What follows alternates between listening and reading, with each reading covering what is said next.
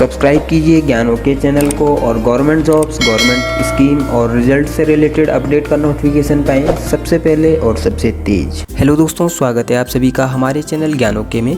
तो दोस्तों, इस वीडियो में मैं आपको बताने जा रहा हूँ यूपी श्रम कार्ड कैसे आपको बनाना है, यूपी श्रम कार्ड रजिस्ट्रेशन, यूपी श्रमिक कार्ड रजिस्ट्रेशन। पूरी जानकारी दोस्तों आपको इस वीडियो में बताएंगे। कैसे आपको श्रमिक कार्ड के लिए रजिस्ट्रेशन करना है और श्रमिक कार्ड के जो रजिस्ट्रेशन करने के बाद जो आपको लाभ मिलते हैं वो क्या होता है। जैसे मातृत्व शिशु एवं बालिका मदद योजना, इसके लिए आप आवेदन कर सकते हैं। पुत्री विवाह अनुदान योजना के लिए आप आवेदन कर सकते हैं। और पंजीकृत निर्माण श्रमिक अगर आप हैं तो उसके बाद आपको पुत्री के विवाह हेतु जो है 51,000 रुपये की राशि भी बोर्ड द्वारा दी जाती है। और इस तरह से आपको अंतर्जातीय विवाह के लिए जो है 55,000 की धनराशि दी जाती है। और सामूहिक विवाह की स्थिति में आपको न्यूनतम 11 जोड़ों के जो है विवाह के साथ में एक स्थल पर आयोजित होने की दिशा में 5,000 रुपये जो हैं दिए जाते हैं। इसमें आपको मेधावी छात्र योजना, संत रविदास शिक्षा सहायता योजना, निर्माण कारागार आवास सहायता योजना, चिकित्सा सुविधा योजना, आवासीय विद्यालय योजना, कन्या विवाह सहायता योजना, कौशल विकास तकनीकी उन्नयन एवं प्रमाणन योजना और सौर ऊर्जा सहायता योजना इसके अंतर्गत आते हैं श्रमिक कार्ड बनाने के बाद। और श्रमिक कार्ड धारकों के लिए अन्य कल्याणकारी योजनाएं क्या क्या हैं, तो महात्मा गांधी पेंशन सहायता योजना, कामगार गंभीर बीमारी सहायता योजना, निर्माण कारागार अंत्येष्टि सहायता योजना और निर्माण कारागार मृत्यु विकलांगता सहायता एवं अक्षम पेंशन योजना, ये भी इसके अंतर्गत आता है। राष्ट्रीय स्वास्थ्य बीमा योजना के अंतर्गत आपका श्रमिक कार्ड आता है। शौचालय सहायता योजना, उसके बाद पंडित दीनदयाल उपाध्याय चेतना योजना भी इसके अंतर्गत आता है। इस तरह से दोस्तों श्रमिक कार्ड बनाने के रजिस्ट्रेशन करने के बहुत सारे बेनिफिट हैं, ये आप यहाँ देख सकते हैं। बहुत सारे इसमें बेनिफिट हैं। अगर इसके बेनिफिट में गिनाने लगूँ तो बहुत टाइम इसमें लग जाएगा और वीडियो भी जो है लंबा हो जाएगा। तो दोस्तों मैं आपको बताऊंगा श्रमिक कार्ड कैसे आपको बनाना है ऑनलाइन माध्यम से। दोस्तों मैं इस वीडियो में आपको बताऊंगा ऑनलाइन कैसे आपको रजिस्ट्रेशन करना है, ऑनलाइन कैसे आपको बनवाना है। और ऑफलाइन इसका बनाने का जो प्रोसेस है उसके लिए अलग से वीडियो बनाया जाएगा। इस वीडियो में आपको ऑनलाइन बता देते हैं। तो दोस्तों श्रमिक कार्ड रजिस्ट्रेशन के लिए आपके क्या क्या डॉक्यूमेंट लगते हैं, जैसे कि इसमें जब आप ऑनलाइन रजिस्ट्रेशन करेंगे तो आपको जो डॉक्यूमेंट तैयार रखने होंगे, सबसे पहले आधार कार्ड की स्कैन कॉपी आपको तैयार रखनी होगी, बैंक पासबुक आपको तैयार रखनी होगी और नियोजन सर्टिफिकेट आपको तैयार रखना होगा। नियोजन सर्टिफिकेट क्या है ये आपको बता देता हूँ, ये आपको बहुत जो है इसमें रजिस्ट्रेशन में काम आता है। तो नियोजन प्रमाण पत्र इस तरह का ये फॉर्मेट आप देख सकते हैं, इसमें लिखा होता है प्रमाणित किया जाता है हमारे यहाँ डैश डैश दिनों से काम कर रहे हैं या कर चुके हैं, इनको श्रमिक के रूप में जानता हूँ, हमारे यहाँ यह काम कर चुके हैं। इस तरह का ये फॉर्म होता है, इसमें लिखा जाता है कि प्रमाणित किया जाता है, यहाँ पे आपका नाम आता है, हमारे यहाँ इतने दिनों से काम कर रहे हैं या काम करने के दिनों की संख्या आएगी। और उसके बाद मैं इनको श्रमिक के रूप में जानता हूँ। जो भी श्रमिक आप हैं यहाँ पे वो उस श्रमिक आएगा और ये हमारे यहाँ इतने दिनों से काम कर चुके हैं, ये यहाँ पे आ जाएगा। उसके बाद नियोजक का नाम आएगा, यानी कि जिसके यहाँ आपने काम किया है, नियोजक का पता आएगा और उसके बाद नियोजक का मोबाइल नंबर और नियोजक का हस्ताक्षर। तो ये आपको आप एक सादे कागज़ पे लिख भी सकते हैं। लिखने के बाद इस तरह से आपने उसमें साइन करवा लेना है। तो ये दोस्तों आपको रखना है। उसके बाद एक पासपोर्ट साइज़ फ़ोटो आपको चाहिए होगी, मोबाइल नंबर ईमेल आईडी आपको ये चाहिए होगी। और इसके लिए कैसे आपको जो प्रोसेस करना है मैं आपको बता देता हूँ। तो इसके लिए आपको ऑनलाइन बनवाना है। तो ऑनलाइन बनवाने के लिए आपको किसी CSC सेंटर में जाना होगा। CSC सेंटर में जाने के बाद वो यूपी श्रम विभाग की वेबसाइट पर जाएंगे। यूपी श्रम विभाग की वेबसाइट पे जाने के बाद आपका पंजीकरण वो करेंगे। तो दोस्तों लेबर मैनेजमेंट इंफॉर्मेशन सिस्टम की ये वेबसाइट है, यूपी लेबर रजिस्ट्रेशन इस वेबसाइट पे होते हैं। तो यहाँ जब हम CSC के माध्यम से इसमें आवेदन करते हैं ऑनलाइन, क्योंकि CSC के माध्यम से इसके लिए हम आवेदन कर सकते हैं, तो CSC कनेक्ट पे हम क्लिक करेंगे और अगला जो पेज आएगा हमारे सामने, इस तरह का ये पेज आ जाएगा। यहाँ हमें जो ऑप्शन मिलते हैं 5 ऑप्शन मिलते हैं। सबसे पहला श्रमिक पंजीयन, अंशदान नवीनीकरण, योजना आवेदन, पंजीयन स्थिति और अधिष्ठान पंजीयन। तो हमें जो करना है इसमें श्रमिक पंजीकरण करना है, तो हम श्रमिक पंजीयन पे क्लिक कर देंगे। श्रमिक पंजीयन पे क्लिक करने के बाद दोस्तों हमारे सामने कुछ इस तरह का पेज आता है और यहाँ हमें सबसे पहले अपना मोबाइल नंबर यहाँ डालना है। मोबाइल नंबर पे हमारा OTP आएगा और मोबाइल नंबर डालने के बाद हम OTP भेजने पे क्लिक कर देंगे। तो दोस्तों उसके बाद आपके मोबाइल में एक OTP आ जाएगा। ये OTP 5 नंबर का होगा और इसको यहाँ आपने इस तरह से भर के और प्रमाणित करें पे क्लिक कर लेना है। इसके बाद आपके सामने श्रमिक का पंजीकरण प्रार्थना पत्र इस तरह से ये आ जाएगा। और इसमें जैसे कि सबसे पहले रेफरेंस संख्या ये पूछ रहा है, तो ये अगर आपके पास नहीं है तो कोई बात नहीं है। उसके बाद आपको यहाँ आधार नंबर आपको भर लेना है। आपका आधार नंबर यानी कि जिस श्रमिक का पंजीकरण हो रहा है, आवेदन की तिथि यहाँ अपने आप आ जाती है। श्रमिक का नाम यहाँ भरना है, ये अनिवार्य है। और उसके बाद श्रमिक का नाम अंग्रेजी में यहाँ भरेंगे, तो आपको हिंदी में और अंग्रेजी में दोनों में ये नाम भरना है। उसके बाद पति या पिता का नाम यहाँ भरना है, अंग्रेजी में भरेंगे और यहाँ फिर हिंदी में भरेंगे। इसके लिए आप गूगल इनपुट का उपयोग भी कर सकते हैं, हिंदी के लिए और इंग्लिश के लिए अलग अलग। इस तरह से आप हिंदी और इंग्लिश में भर पाएंगे। उसके बाद इसमें माता का नाम हिंदी इंग्लिश में भरना है। उसके बाद कार्य चुने पे क्लिक करेंगे, तो इसमें बहुत सारे जो वर्कर हैं, बहुत सारे जो मजदूर हैं, उनकी जो काम है उनका यहाँ लिस्ट आ जाती है। जैसे कि वेल्डिंग का कार्य, बढ़ई का कार्य, कुआं खोदना, रोलर चलाना, छप्पर डालने का कार्य करना, राजमिस्त्री, प्लम्बरिंग, लोहार, मोजेक, पॉलिश। इस तरह से यहाँ बहुत सारे से ये यहाँ लिस्ट आ जाती है। इस तरह से कुल मिला के ये 40 लिस्ट जो है, 40 कामों की ये लिस्ट आ जाती है। इनमें से आप जो भी कार्य करते हैं या जिस मज़दूर का आप पंजीकरण कर रहे हैं, वो जो भी कार्य करता है आपने उसको चुन लेना है इस तरह से। तो हम यहाँ बढ़ई का कार्य या कुआं खोदने का कार्य एक सिलेक्ट कर लेते हैं। इस तरह से कार्य का प्रकार हमने यहाँ सिलेक्ट कर लिया है। उसके बाद लिंग चुनने पे क्लिक करेंगे, तो यहाँ पुरुष है या स्त्री है वो हमें सिलेक्ट कर लेना है। इस तरह से हमने पुरुष सिलेक्ट कर लिया है।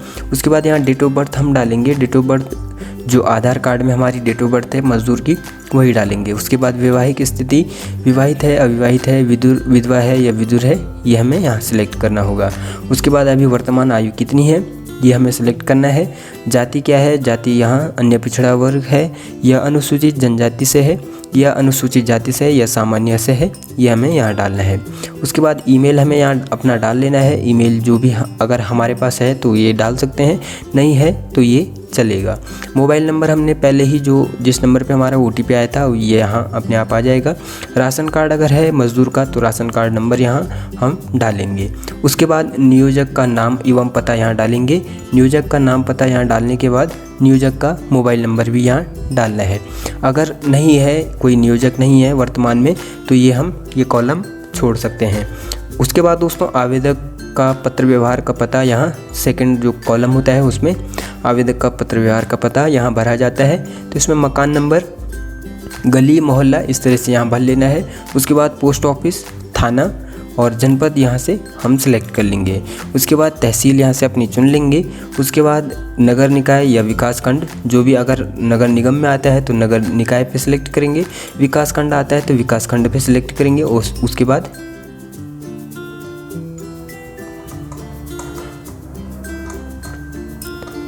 उसके बाद ये इस तरह से फॉर्म रिफ़्रेश होके ये आ जाएगा। और उसके बाद हम यहाँ से अपना नगर निगम या विकास खंड जो भी हमने सिलेक्ट किया है वो इस तरह से सिलेक्ट कर लेंगे। उसके बाद वार्ड या तहसील के लिए ये रिफ़्रेश हो जाएगा। फिर से हम नीचे इसमें आएंगे तो यहाँ हम अपना उसके बाद जो वार्ड हम सिलेक्ट करेंगे, वार्ड सिलेक्ट करने के बाद पिन कोड यहाँ डाल देंगे। पिन कोड डालने के बाद उसके बाद आवेदक का स्थायी पता ये हमारा यहाँ हमें सिलेक्ट करना है, या फिर जो अगर हमारा आवेदक का या मज़दूर का स्थायी पता अलग है तो अलग डालेंगे, और अगर एक ही है जो हमने ऊपर एड्रेस दिया है तो हम यहाँ इस पर क्लिक कर लेंगे एक ही पते पे। उसके बाद इस तरह से ये भी हम भर देंगे। उसके बाद अगर 12 महीनों में हमने कोई निर्माण कार्य में हमने काम किया है तो उसकी संख्या करेंगे, कब से कब तक किया है और कितने दिनों का किया है, ये सारी डालेंगे। पंजीकरण की राशि यहाँ हम देख सकते हैं 20 यहाँ डाल देंगे, जो ऑटो डिफ़ॉल्ट आता है ये रहने देंगे। और उसके बाद अगर जो श्रमिक है वो यदि मनरेगा में काम करता है, मनरेगा में इसका पंजीकरण है, तो यहाँ हम सिलेक्ट कर लेंगे, इस तरह से टिक कर लेंगे। और उसके बाद मनरेगा में नॉमिनी कौन है वो डालेंगे। और अगर श्रमिक किसी अन्य बोर्ड का सदस्य है तो उसका यहाँ टिक करेंगे, और ये फॉर्म जो है फिर इस तरह से आगे भरेंगे। और इस तरह से श्रमिक का जो शिक्षा का स्तर है वो हम यहाँ सिलेक्ट करेंगे। क्या इसमें शिक्षा का स्तर है, निरक्षर है, 5वीं पास है, 8वीं पास है या मैट्रिक पास है, ये हम यहाँ से सिलेक्ट करेंगे। और उसके बाद श्रमिक से संबंध सिलेक्ट करेंगे, जो हम इसमें नॉमिनी का नाम डाल रहे हैं उसके लिए। तो श्रमिक से संबंध क्या है, पत्नी है, पुत्र है, पुत्री है, पति, पिता, माता, भाई, बहन, यहाँ से हम सिलेक्ट कर सकते हैं। उसके बाद इसमें जो जो दूसरा जो पैरा आता है, जो दूसरा कॉलम आता है, आवेदक के बैंक खाते का विवरण इसमें आता है। तो यहाँ खाता नंबर हमें अपना डालना है, उसके बाद IFSC कोड डालना है, ये ज़रूरी है। और श्रमिक के बैंक का नाम, बैंक की शाखा और बैंक खाते का प्रकार क्या है जो हमने यहाँ खाता नंबर दिया है, बचत खाता है, चालू खाता है या जनधन खाता है। उसके बाद यदि EPF में पंजीकृत है तो EPF नंबर डालेंगे, और EPF अगर पंजीकृत है तो ही डालेंगे, ये कोई ज़रूरी नहीं है। उसके बाद इसमें घोषणा की जो ये 3 कॉलम आते हैं, 3 जो लाइनें हैं, इनमें आप देख सकते हैं कि मैं प्रमाणित करता हूं कि मेरे सर्वोत्तम ज्ञान व विश्वास के अनुसार उपरोक्त प्रविष्टियां पूर्णतः सही हैं और मेरे द्वारा कोई तथ्य छिपाया नहीं गया है। तो यहाँ इसमें हम इस तरह से टिक कर देंगे, अग्री कर देंगे। दूसरा है इसमें प्रमाणित करता हूँ कि मेरे द्वारा पिछले 12 माहों में 90 दिन का निर्माण श्रमिक कार्य जो है किया गया है और किसी स्थान पे पंजीकरण भी नहीं कराया गया है। तो इसमें दोस्तों आपको ध्यान रखना है कि अगर आप श्रमिक पंजीकरण करा रहे हैं तो 1 साल में आपका कम से कम 3 महीने आपने श्रमिक का कार्य किया है। जिस भी चीज़ के लिए आप, जिस भी श्रमिक की कैटेगरी में आप जो है पंजीकरण कर रहे हैं, तो यहाँ भी आपने फिर इस तरह से टिक लगा देना है।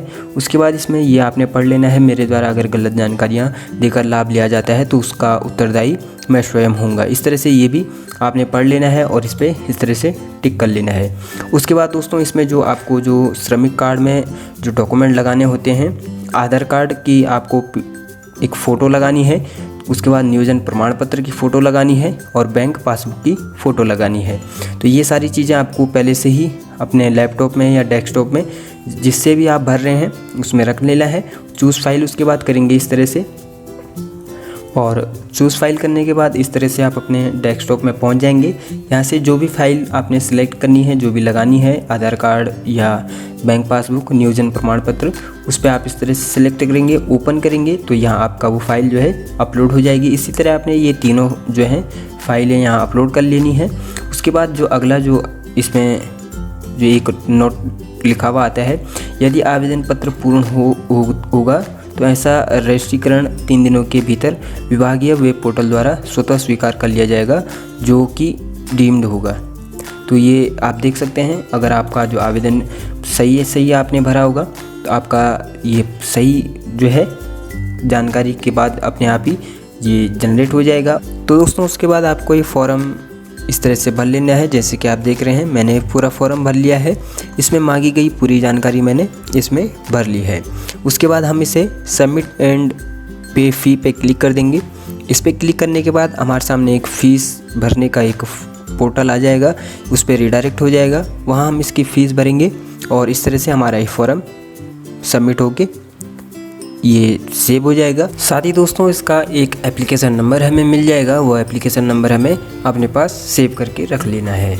उसके बाद दोस्तों हमें इसे कैसे डाउनलोड करना है, इसको कैसे डाउनलोड करेंगे इसका अलग से मैं वीडियो बनाऊंगा, उसको आप देख सकते हैं वीडियो को, और उसके माध्यम से ये आप डाउनलोड करेंगे। तो जैसे कि दोस्तों हमने इसमें बता दिया है कैसे आपको ये श्रमिक कार्ड का फॉर्म जो है भरना है, कैसे आपको इसके लिए आवेदन करना है। तो दोस्तों आपने इस वीडियो में जाना यूपी श्रमिक कार्ड के लिए कैसे आपको आवेदन करना है, श्रमिक कार्ड कैसे बनवाना है, और इसी तरह दोस्तों इसी तरह की जानकारी पाने के लिए आप हमारे साथ बने रहें। चैनल को लाइक शेयर और सब्सक्राइब करें और बेल आइकन को दबाना बिल्कुल मत भूलिएगा। तो दोस्तों मिलते हैं फिर इसी तरह की एक नई जानकारी के साथ, तब तक के लिए धन्यवाद।